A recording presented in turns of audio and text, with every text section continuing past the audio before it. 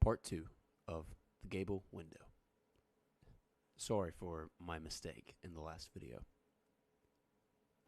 It was the cat, in fact, which was responsible for my decision to probe a little deeper into my cousin's work, since Little Sam's antics were so manifestly genuine that I had no recourse but to seek among the scattered papers my cousin had left some explanation for a phenomenon so common to the house. Almost at once, I came upon an unfinished letter in the drawer of a desk in one of the downstairs rooms. It was addressed to me, and it was apparent that Wilbur must have been aware of his coronary condition, for I saw at a glance that the letter was meant to be one of those instructions in case of death, though Wilbur was clearly not cognizant of how short his time was to be, for the letter had been begun only about a month before his death, and once pushed into the drawer, had not been taken up again, though ample time had been afforded in him in which to finish it. "Dearest Fred," he wrote, "the best medical authorities tell me I have not long to live, and since I already set down in my will that you are to be my heir, I want to supplement that document now with a few final instructions, which I adjure you do not dismiss and want you to carry out faithfully. There are specifically 3 things you must do without fail, as follows. All my papers in drawers A, B, and C of my filing cabinet are to be destroyed. All books on shelves H, I, J, and K are to be turned over to the library of Miskatonic University at Arkham. Number 3. The round glass window in the Gable room upstairs is to be broken. It is not to be simply removed and disposed of elsewhere, but it must be shattered. You must accept my decision that these things must be done, or you may ultimately be responsible for loosing a terrible scourge upon the world. I shall say no more of this, for there are other matters of which I wish to write here, while I am still able to do so. One of these is the question." But here my cousin had been interrupted and left his letter. What was I to make of these strange instructions? I could understand that his books ought to go to the Miskatonic Library, since I had no especial interest in them, but why destroy his papers? Should they not also go there? And as for the glass, its destruction was surely a piece of wanton folly, since it would entail a new window and thus additional expense. This fragment of a letter had the unfortunate effect of whetting my curiosity even farther, and I determined to look into his things with more attention. That very evening, I began with the books on the designated shelves, which were all in the south gable room upstairs. My cousin's interest in archaeological and anthropological subjects were clearly reflected in his choice of books, for he possessed many texts related to the civilizations of the Polynesians, the Easter Islanders, the Mongolians, and various primitive peoples, as well as books about the migrations of peoples and the cult and myth patterns of primitive religions. These, however, were but a prelude to his shelves of books designated for disposal to the university library, for some of these appeared to be fabulously old, so old in fact that they bore no dates, and must have descended, to judge from their appearance and their written characters, from medieval times. The more recent ones among them, and none of these, by the way, dated beyond 1850, had been assembled from various places. Some had belonged to our father's cousin, Henry Ackley of Vermont, who had sent them down to Wilbur. Some bore the ownership stamps of the Bibliothèque Nationale of Paris, suggesting that Wilbur had not been above abstracting them from the shelves. These books were in various languages. They bore titles such as Narcotic manuscripts, the Rylith text, the Unospreilichten Kulten of von Junz, the Book of Iban, the Dole Chants, the 7 cryptical books of San, the Ludwig Prin de Vermis Mysterius, the Celeno fragments, the Cultes des Gauls of the Comte de Derleth, the Book of Zan, a photostat copy of the Necronomicon by an Arabian, Abdul al-Hazred, and many others, some of them apparently in manuscript form. I confessed that these books baffled me, for they were filled, such of them as I could read, with an incredible lore of myths and legends, related beyond question to the ancient primitive religious beliefs of the race, and if I could read it correctly, of other alien races as well. Of course, I could not hope to do justice to the Latin, French, and German text. It was difficult enough to read the Old English of some of the manuscripts and books. In any case, I soon lost patience with this task, for the books postulated a belief so bizarre that only an anthropologist would be likely to give enough credence to it to amass so much literature on the subject. Yet it was not uninteresting, though it represented a familiar pattern. It was the old credo of the force of light against the force of darkness, or at least so I took it to be. Did it matter whether you called it God and the devil, or the elder gods and the ancient ones, good and evil, or names such as the Nodens, lords of the great abyss, the only named elder god, or these of the old great ones, the idiot god Azathoth, that amorphous blight of the nethermost confusion, which blasphemes and bubbles at the center of all infinity, Yog-Sothoth, the all-in-one, and one-in-all, subject to neither the laws of time nor of space, coexistent with all time and coterminous with space, Nyarlathotep, the messenger of the ancient ones, great Cthulhu, waiting to rise again from hidden Ryleth in the depths of the sea, the unspeakable Hashtor, lord of the interstellar spaces, Shub-Niggurath, the black goat of the woods and with 1,000 young, and just as the races of men who worshipped various known gods bore sectarian names, so did the followers of the ancient ones, and they included the abominable snowmen of the Himalayas and other ancient mountain regions, the deep ones who lurked in the ocean depths to serve great Cthulhu, though ruled by Dagon, the Shuntaks, the Chokcho people, and many others, some of whom were said to stem from places which the ancient ones had been banished, as was Lucifer from Eden, when once they revolted against the elder gods, such places as the distant stars of the Hyades, unknown Kadath, the plateau of Lang, and the sunken city of Ryleth. Throughout all this, there were two disturbing notes which suggested that my cousin took this myth pattern more seriously than I had thought. The repeated reference to the Hyades, for instance, reminded me that Wilbur had spoken of the glass in the gable window as possibly Hyadian in origin. More specifically, he had referred to it as the glass from Lang.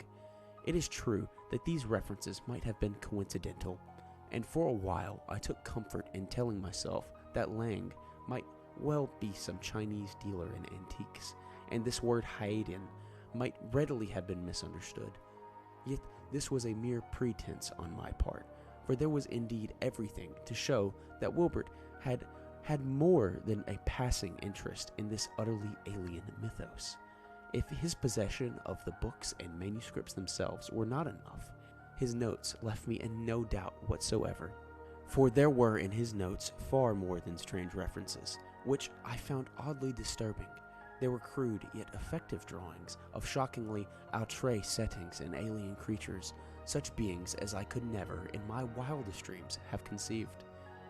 Indeed, for the most part, the creatures beggared description. They were winged, bat-like beings of the size of a man. They were vast, amorphous bodies, hung with tentacles, looking at first glance octopoid, but very definitely far more intelligent than an octopus. They were clawed half-men, half-bird creatures. They were horrible, bat-rakian-faced things walking erect, with scaled arms and a hue of pale green like seawater. There were also more recognizable human beings, however distorted, stunted and dwarfed Orientals living in a cold place, to judge by their attire, a race born of miscongeniation, with certain characteristics of batrachian things, yet unmistakably human. I had never dreamed that my cousin was possessed of such imagination. I had long known that Uncle Henry was conceived of the most patently imagined delusions, but no taint had ever shown in Wilbur, to my knowledge. I saw now, however, that he had skillfully concealed from all of us essentials of his true natures. and I was more than a little astonished at this revelation. For certainly no living creature could ever have served as models for his drawings. There were no such illustrations in the manuscripts and books which he had left behind. Moved by my curiosity, I delved deeper and deeper into his notes. I finally put aside certain cryptic references, which seemed, however remotely, to bear upon my immediate quest, arranging them into a sequence which was easy, for all were dated. October 15th, 1921. Landscape, coming clearer. Lang, suggestive of southwestern America. Caves filled with hordes of bats, which begin to come out like a dense cloud just before sundown, blot out the sun. Low shrub growth, twisted trees, a place of much wind, snow-capped mountains in distance, right along the rim of the desert regions. October 21st, 1921. 4 Shantaks mid-scene, average height exceeding that of a man, furred bat-like bodies, bat wings extending 3 feet above head, face beaked, vulture-like, otherwise resembling a bat. Crossed landscape in flight, pausing to rest on crag in the middle distance. Not aware. Did one have a rider? Cannot be sure. November 7th, 1921. Night. Ocean. A reef-like island in the foreground. Deep ones together with humans of partly similar origin. Hybrid white. Deep ones scaled. Walk with a frog-like gait. A cross between a hop and step. Somewhat hunched, too, as most batrachia. Others seem to have swarmed to reef, possibly Innsmouth. No coastline evident, no town lights, also no ship. Rise from below, beside reef. Devil reef? Even hybrids ought not to be able to swim too far without some resting place. Possibly coast foreground, out of sight. November 17th, 1921. Utterly alien landscape. Not of Earth so far as I know. Black heavens, some stars, crags of porphyry, or some similar substance. Foreground, a deep lake? Holly? In 5 minutes, the water began to ripple where something rose. Facing inward, a titanic aquatic being, tentacled, octopoid, but far, far larger than 10, 20 times larger than the giant octopus Apollyon of the west coast. What was its neck? Alone, easily 15 rods in diameter. Could not risk a chance of seeing its face and destroyed the star. January 4th, 1922. An interval of nothingness. Outer space. Planetary approach, as were I seeing through the eyes of some being, coming in an object in space. Sky dark. Far stars, but the surface of the planet soon looming close. Coming closer, saw barren landscape. No vegetation, as on the dark star. A circle of worshippers facing a stone tower. Their cries, Ea, Shub Niggurath. January 16th, 1922. Undersea region. Atlantis? Doubtful. A vast, cavernous, temple-like structure broken by depth charges. Massive stones, similar to pyramid stones. Steps leading down to black maw below. Deep ones in background.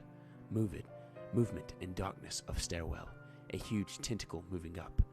Far back, 2 liquid eyes, many rods apart. Ryleth?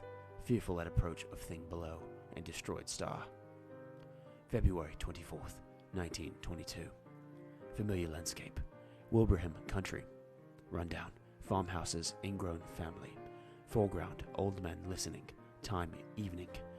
Whippoorwills, calling in great volume. Woman approaches, holding stone replica of star in hand. Old man flees. Curious. Must look up. March 22nd, 1922. Unnerving experience today. Must be more careful.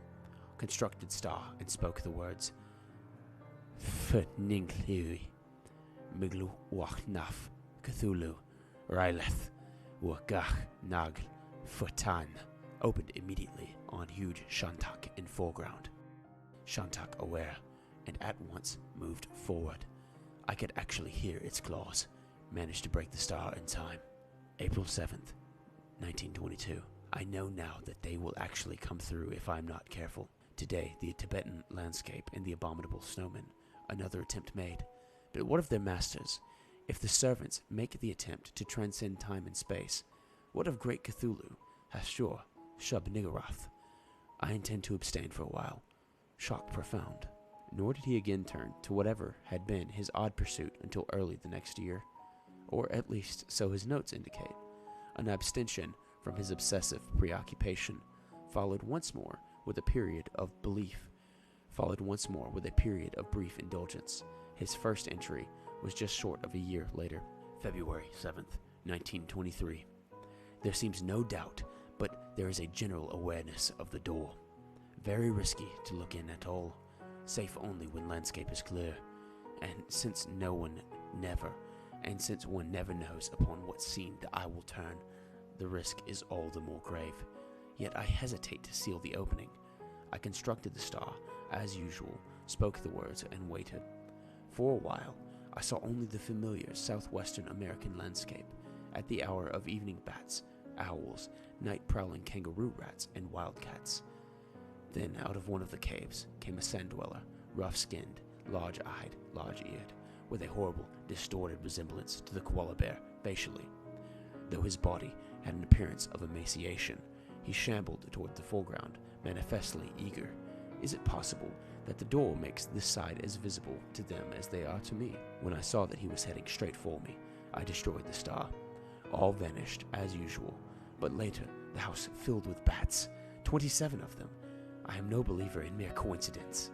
There occurred now another hiatus, during which my cousin wrote cryptic notes without reference to his visions or to the mysterious star of which he had written so often. I could not doubt that he was the victim of hallucinations inspired, no doubt by his intensive study of the material in the books he had assembled from all the corners of the world. These paragraphs were in the nature of substantiation, though they were in essence an attempt to rationalize what he had seen. They were interspersed with newspaper clippings, which my cousin obviously sought to relate to the myth pattern to which he was so devoted. Accounts of strange happenings, unknown objects in the heavens, mysterious disappearances into space, curious revelations regarding hidden cults, and the like.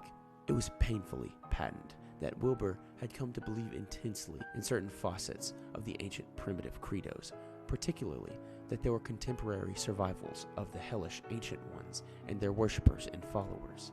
And it was this, more than anything else, that he was trying to prove. It was as if he had taken the writings printed or written in the old books he possessed, and accepting them for literal truth, was trying to adduce the weight of evidence from his own time and to add that from the past. It was true. There was a disturbing element of similarity between the ancient accounts and many of those my cousin had managed to find, but these were doubtless capable of being explained as coincidence. Cogent as they were, I reproduced none of them before sending them to the Miskatonic Library for the Ackley collection, but I remember them vividly, and all the more so in the light of that unforgettable climax as to my somewhat aimless inquiry into my cousin Wilbur's preoccupation.